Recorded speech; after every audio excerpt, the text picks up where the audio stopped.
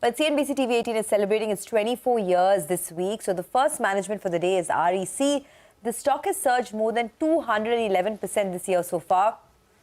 Do note, in the 8 months of FY24, the company's disbursals have jumped to 1 lakh crores versus 46,000 crore rupees on a year-on-year basis. To discuss opportunities in the renewable sector and thermal capacity addition, we have Vivek Kumar Dewangan, who is the chairman and managing director at REC.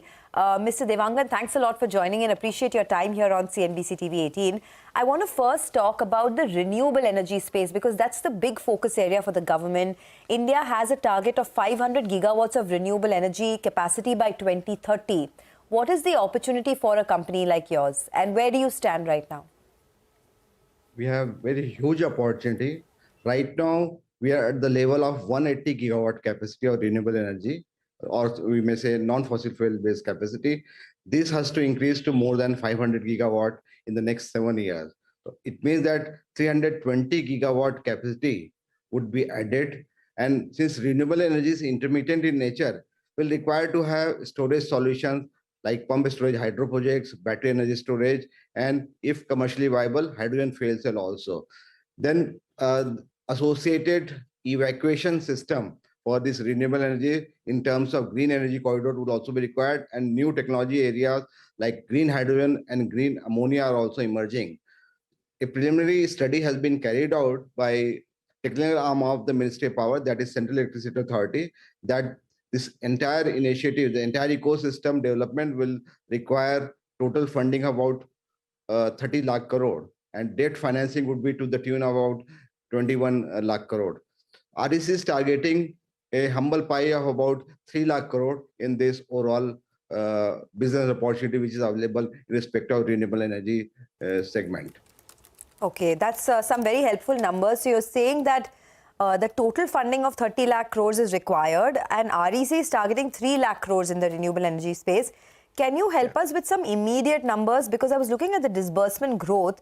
It's been very good in renewable energy. Totally, I think year on year, the growth has been 90%.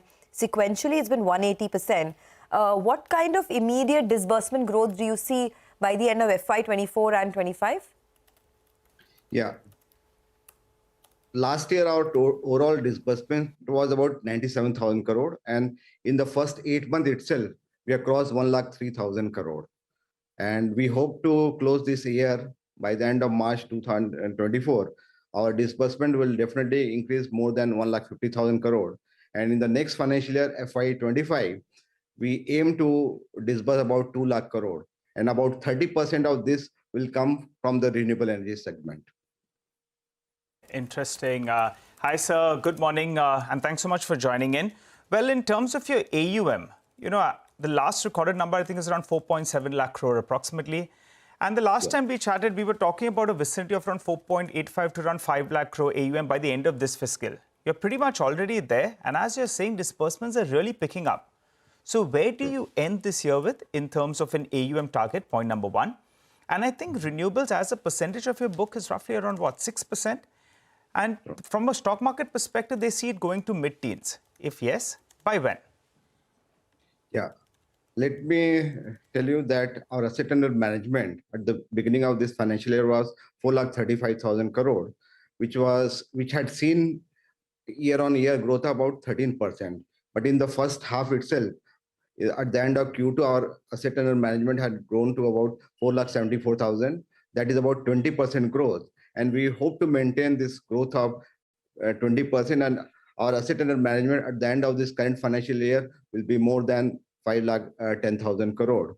And we had made an assessment, we had made a conservative assessment earlier that our asset under management will grow to about 10 lakh crore by the end of 2030. But if we are able to maintain this growth trajectory of 20%, our asset under management will grow to 10 lakh crore by the year 2028 itself. With regard to share of renewable energy in our portfolio, you rightly pointed out that the renewable energy portfolio is only about 6% of our asset under management. But as I had told you, that we are aggressively pursuing the renewable energy financing, and we have a huge pipeline of projects. And we hope that our renewable energy portfolio will grow by 10 times from present 30,000 crore to 3 lakh crore by the year 2030.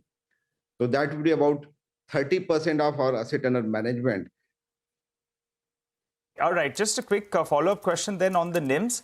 They're holding around that 3.5% odd mark, but you're looking at diversifying a little bit from what you have been, to the sector that you've been lending in the past as well.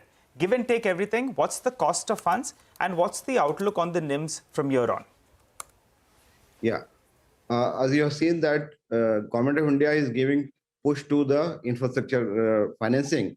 Current year in the central government's budget, they have proposed that 10 lakh crore is going for infrastructure sector itself. And I hope that in the coming year, since India is planning to become a developed country by the year 2047, the investment in infrastructure sector is going to grow.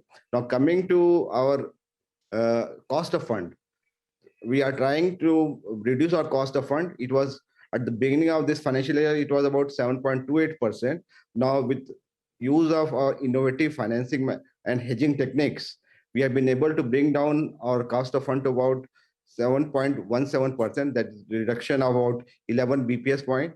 And we are targeting to bring down our cost of fund to about 7% by using innovative hedging techniques and external commercial borrowing. Recently, we had done road shows in Tokyo, Hong Kong, and London. We have got a very good feedback from our investors, and we are planning to bring green bonds to raise low-cost funds.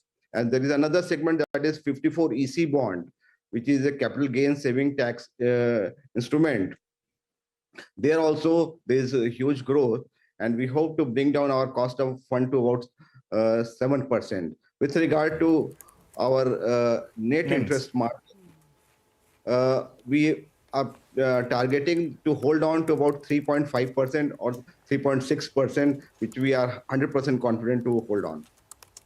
Okay. Sir, good morning, Prashant here. Is there any risk on the horizon, sir? I mean, with lending institutions, and this is because the incremental fastest growth will come in the renewable segment, which is not new, but it is newer as compared to the age-old thermal, right? So models will evolve, demand, supplies, I mean, everything is going to be in a state of flux for the next many years till we get to a steady state capacity there. What's the risk? Are these loans backed by individual assets? I mean, is there any risk as you see it?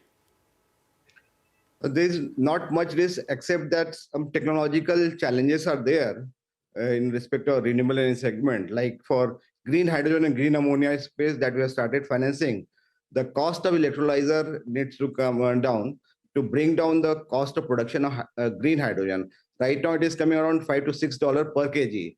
So I hope that a lot of research and development is going on, and the moment we are able to bring down the cost of production green hydrogen to about, say, $1 per kg, that is the one challenge. And second is the storage solution. Cost of the storage solution has also to come down to make the injection of renewable energy into the grid sustainable. And this storage solution like hydrogen cell could be a good source of storage. So would you say that a lot of the lending that you are doing, it is contingent on technology bringing the cost and making renewable power more affordable, essentially? Yeah, the scale of operation will increase. We have already started at the present level of technology which is available. The scale of operation will increase by manifold the moment this cost of technology comes down. Okay. I have a couple of questions. This 10 lakh crore AUM target that you gave us, is there any fundraising that is needed in order to achieve this target? Yes. Okay. Current year, I told you that our disbursement target is about 1,50,000 crore. Our board, in the last meeting, which was held on 30th of November, we already increased our borrowing limit to 1,50,000 crore. So per annum, we'll have to borrow about 1.5 lakh to 2 lakh crore in the next 5 to 6 years. Per annum, you have to borrow 1.5 lakh to 2 lakh crore in order to meet this target, right? Is what you said. Got it. The other thing, can you tell me what is the visibility for FY25 in terms of the ROE for the business? What kind of ROE are you looking at? ROE for business, we are looking for more than 20%. It may go up to 20 to 23% for the FY25. Okay, 20 to 23%. Just one final question. This fundraising that you're going to be needing per year, will that be via the equity route? Yeah, actually, we use multiple sources of borrowing. First is this institutional corporate bonds, which we raise from the domestic market. That is about 30%, 39% of our borrowing. The second most important is external commercial borrowing, the share of which is about 28% of our total borrowing. This share of external commercial borrowing is likely to increase because with the use of innovative hedging technique, we have been able to bring down the cost of external commercial borrowing.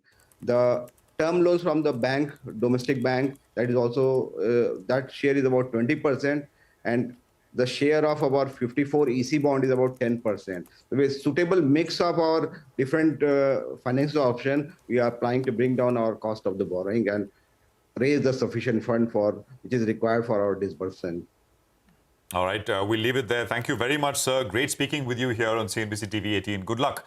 I mean, you know, the stock's been doing phenomenally well, not just yours, but PFC as well, and another 4.5% odd.